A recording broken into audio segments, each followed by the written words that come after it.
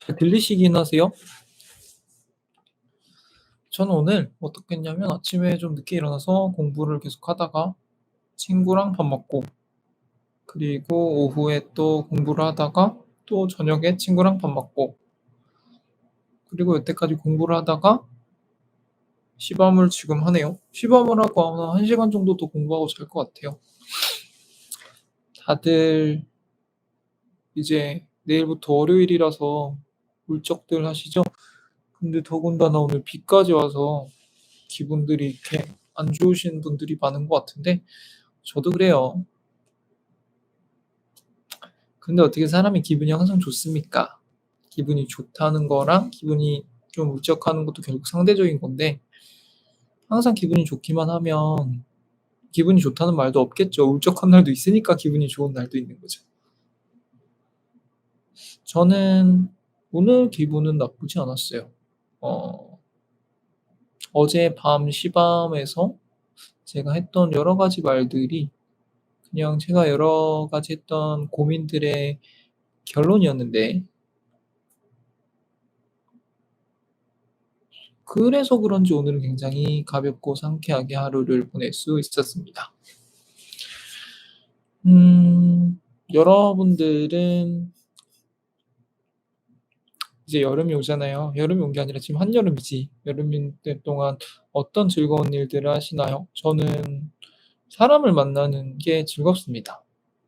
이렇게 스트리밍으로 항상 구독자분들이랑 만나는 것도 항상 즐겁고, 사실 이 과정 속에서 제 얘기를 들어주는 사람이 어딘가에 있다는 것, 그리고 그런 얘기를 들었을 때 좋은 피드백을 많이 주시잖아요. 뭐 힘이 됐다는 분들도 있고 신바님 힘내세요 이런 말도 많이 듣는데, 그런 소통이 있다는 것 자체가 저한테는 굉장히 큰 힘이 된다라는 말씀을 다시 한번 드리고 싶고요.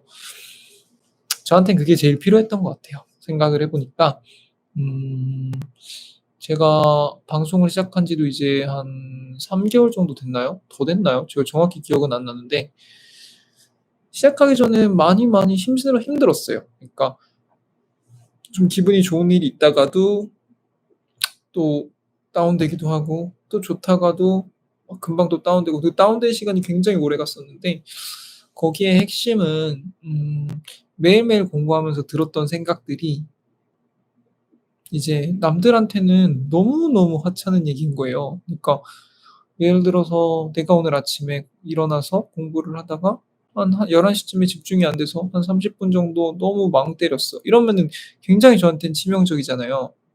아니면 뭐 오늘 공부를 하다가 갑자기 뭐 보이스피싱 전화가 왔는데 한 3-40분 정도 전화하고 나니까 멘탈이 다 나갔어. 이러면 수험생한테는 굉장히 치명적이잖아요. 근데 어 그런데 그것들을 사실은 다른 사람들이 보기에는 그렇게 이렇게 힘든 일이 아니다. 왜냐면은 세상에는 더 힘든 일들이 많으니까요. 그래서 사실은 이 얘기를 나는 친구들이나 다른 사람들한테 너무 하고 싶은데, 했을 때 이제 반응이 오히려 저를 더 힘들게 하고, 그것 때문에 제가 더 상처를 받고 이런 경우들이 많아서, 그런 거에 대한 목마름, 내 말을 들어줄 사람들에 대한 목마름, 그런 것들이 많았었는데, 방송을 시작한 건 그냥 우연한 계기였죠. 그냥 집에서 공부를 하게 됐고, 집에서 공부를 했을 때 너무 나태해질까 봐 스트리밍을 켰던 거죠. 근데 이제 우연히 세이생님도 와주시고, 하루님도 와주시고, 비트님도 와주시고, 다양한 분들이 오시면서 어, 내가 하는 고민이 나만 하는 게 아니구나 라는 생각을 하게 되었고요. 제가 이런 말들을 했을 때 사실은 구독자님들의 반응도 비슷했어요. 그래서 그런 것들이 많은 힘이 되었습니다. 오늘 제가 준비한 시는요, 한용운 시인의 님의 침묵이라는 시입니다. 이거는 굉장히 유명한 시죠. 유명한 시인데, 어, 유명한 시인데, 사실은 제가 이걸 한번 시험에서 한 적이 있어요.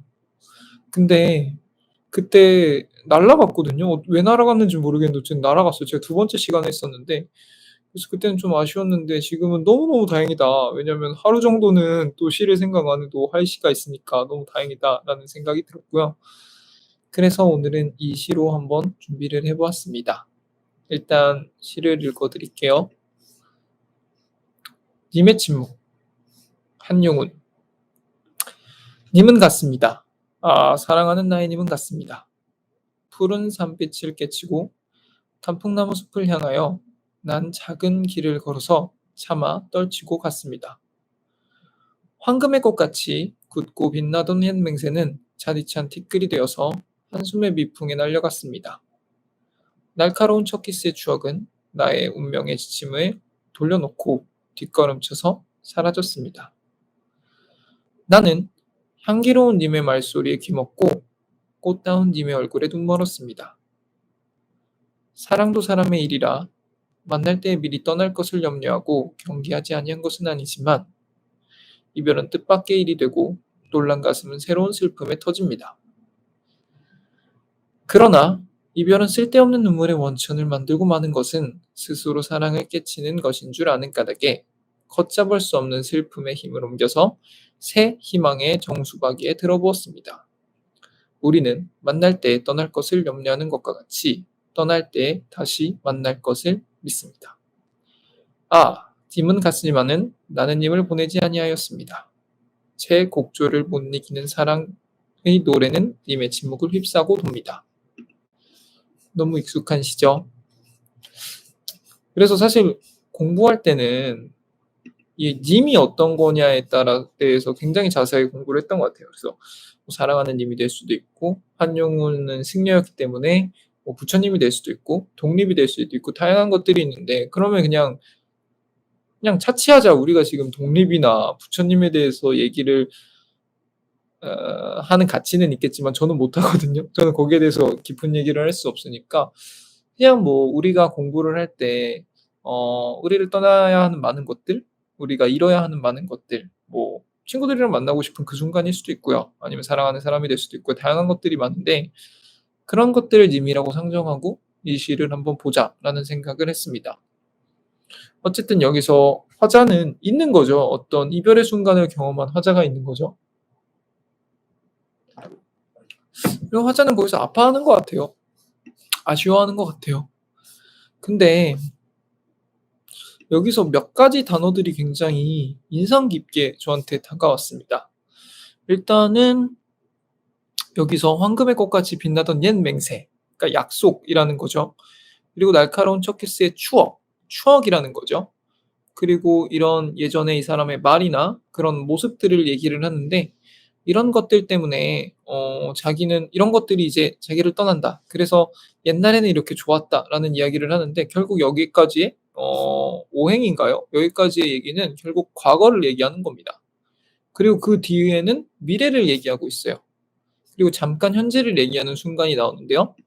지금 나 좀 놀랐다. 그러니까 누군가를 만날 때 만나면 뭐 회자 정리라고 결국에는 헤어지는 게 당연한 건데 그 상황 속에서 나는 이거를 어느 정도는 생각을 했지만 생각보다 놀랐다 이런 얘기를 하는 거죠. 그래서 저는 이별이라는 것, 누군가를 뭐 잘 지내다가 헤어졌을 때 아니면은 보지 못하게 됐을 때 우리가 겪는 그런 시큰거리는 마음, 쿵쾅거리는 마음은 결과적으로 저는 놀람이라고 생각을 하거든요. 그러니까 더도 덜도 아닌 거예요. 놀란 거. 그러니까 나라는 사람의 관성이 있고 내가 살아왔던 환경이 있고 이 속에서 내가 쌓아왔던 그런 연결고리들이 있는데 이 중에 하나가 뚝 떨어지니까 일단 놀란 거죠. "어이쿠." 이러면서 순간적으로 균형을 잃은 겁니다. 근데 한용운 시인은 이걸 놀람에서 더 이상 나아가지 않았어요. 그래서 놀라서 조금 슬플 수는 있다 이런 얘기를 했지만 여기서 뭔가 내가 뭐 박살이 난다거나 일어날 수 없다거나 쫓아간다거나 이런 얘기를 하지 않는 거죠. 그리고 그다음 말이 굉장히 인상 깊은데요.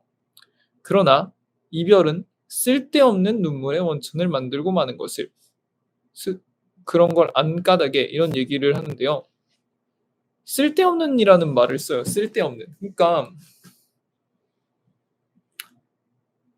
감동에서 흘리는 눈물, 그거 보고 우리가 쓸데없는 눈물이라고 하지 않죠. 그리고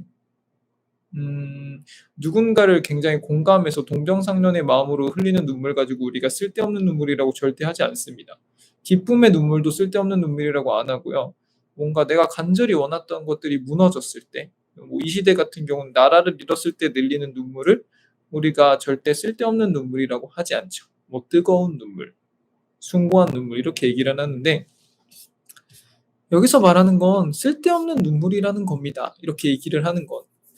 근데 왜 쓸데없는 눈물이냐라고 생각을 해봤을 때 그럼 다른 눈물과 이 상황에서의 화자의 눈물의 다른 점은 뭐지? 라고 생각해 보기로 했습니다. 거기서 핵심은 반성할 게 없는 거예요. 후회할 게 없는 거.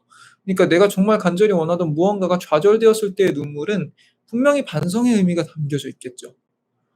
그리고 뭐 누군가를 동병상련으로 느꼈을 때 흘리는 눈물은 공감의 마음이 있고 그 속에서 나는 앞으로 어떻게 살 것인가에 대한 계획의 눈물인데요.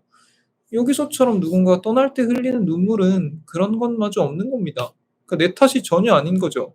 그냥 상대의 선택, 그리고 나의 선택이 있는 거고, 거기서 내가 놀란 거고, 그리고 당연히 있던 무언가가 없어져서 느끼는 그런 허전함이 있는 거고, 거기서 나오는 눈물이기 때문에 눈물이 나오는 건 어쩔 수 없지만 그닥 의미 있는 눈물은 아니다 라는 말을 했고요. 그래서 사랑을 깨치는 것인 줄 아는 다음에 그런 슬픔을 새 희망의 정수박이에 들어부었습니다. 이런 말을 하는 거죠. 그러니까 여기서 말하는 희망은 예전에는 그랬어요. 우리는 뭐 만날 때 헤어질 걸 아는 것 같이 헤어질 때 다시 만날 것을 믿습니다. 이런 말이 다음 문장에 나오는데 예전에는 한용운이 쓴 이 화자가 상대를 떠나보내지만은 내가 희망을 갖고 다시 살면 이 사람을 다시 만날 수 있지 않을까라는 그런 생각을 하는 건 줄 알았는데 제가 지금 읽어보니까 그게 아니에요. 그러니까 이 사람이 떠나는 건 슬퍼요. 근데 이 슬픔의 감정을 가지고 새로운 기쁨을 찾는 거죠. 그러니까 여기서 더 이상 기쁨을 찾는 게 아니라 새로운 희망을 찾아서 거기에다가 이제 나의 감정을 쏟아붓고 헤어졌지만 다시 또 다른 것을 만날 거라는 희망을 갖고 산다. 그런 얘기를 하는 거죠. 그렇기 때문에 저는 이 시의 화자는 굉장히 현명한 사람인 것 같아요. 그리고 마지막에 결국 이런 말은 나오죠.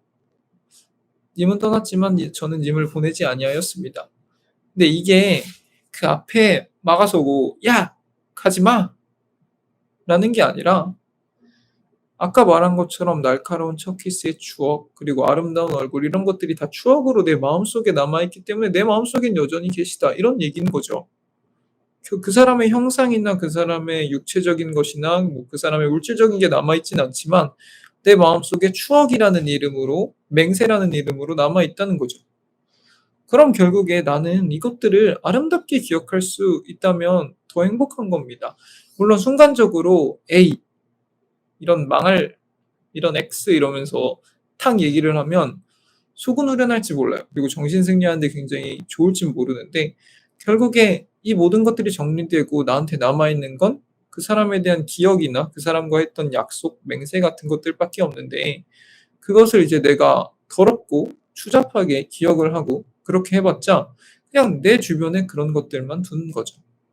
그래서 그런 것이 그런 내용들을 저는 좀 인상 깊게 읽었고요. 음, 한영훈 시인이 쓴 이야기들과는 별도로 우리 주변엔 참 좋은 것들이 많습니다. 나를 힘들게 하는 사람이 있을 수도 있지만 그 사람 때문에 가려진 많은 것들, 많은 소중한 것들, 많은 예쁜 것들이 있을 거고요. 나를 아프게 하는 사람이 있을 수 있지만 내가 그 사람 때문에 아플 때마다 나를 치료해주는 다른 무언가가 있을 수도 있는 겁니다. 그렇기 때문에 사실 우리는 아직 든든하다, 아직 살만하다, 아직 행복할 수 있는 요소가 도처에 널려 있다. 이런 말씀을 드리고 싶었고요. 그리고 또 무슨 말을 하면 좋을까?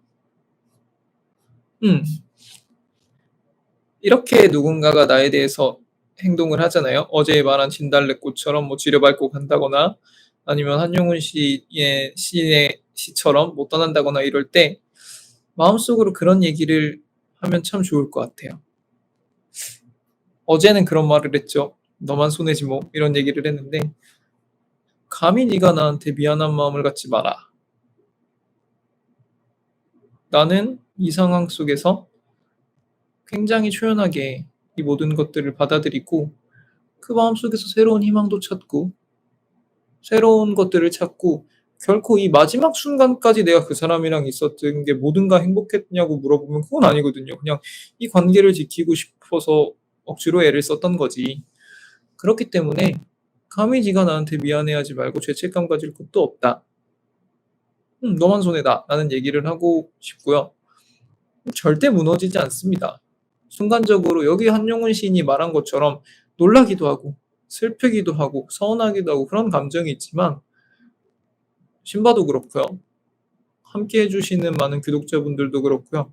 우리는 절대 무너지지 않습니다. 왜냐면 항상 주변에 좋은 것들이 있잖아요. 항상 주변에 나를 부축해줄 사람들도 있고요. 나를 끌어줄 사람들도 있고요.